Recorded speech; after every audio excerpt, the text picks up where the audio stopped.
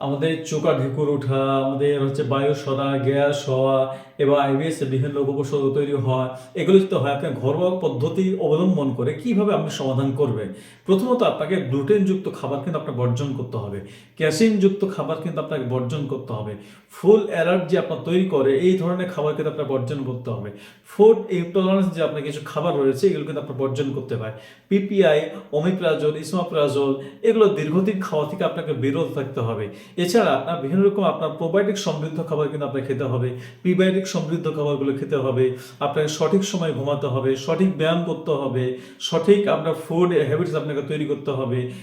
খাবারের ভিতরে একটা নির্দিষ্ট একটা গ্যাপ তৈরি করতে হবে এবং শ্বাসের আপনাকে ব্যায়াম করতে হবে, মানসিক আপনার চর্চা করতে হবে, রাতে পর্যাপ্ত পরিমাণে ঘুমাতে হবে, দিনে কিন্তু পরিশ্রম করতে হবে এবং আপনাকে যতটুকু সম্ভব আপনাকে পিওর যে খাবারগুলো, ন্যাচারাল যে খাবারগুলো, এই খাবারগুলো আপনাকে খেতে হবে। তাহলে দেখবেন যে আপনার আইবিএস বলেন, আপনার গ্যাস বলেন, আপনার বুক জ্বালা পোড়া বলেন, আপনার পাইপথে বিভিন্ন রকম সমস্যা বলেন, আপনার ওডিএস বলেন, এই যে সমস্যাগুলো আপনাকে দ্রুত কিন্তু সমাধান করতে পারবেন ইনশাল্লাহ।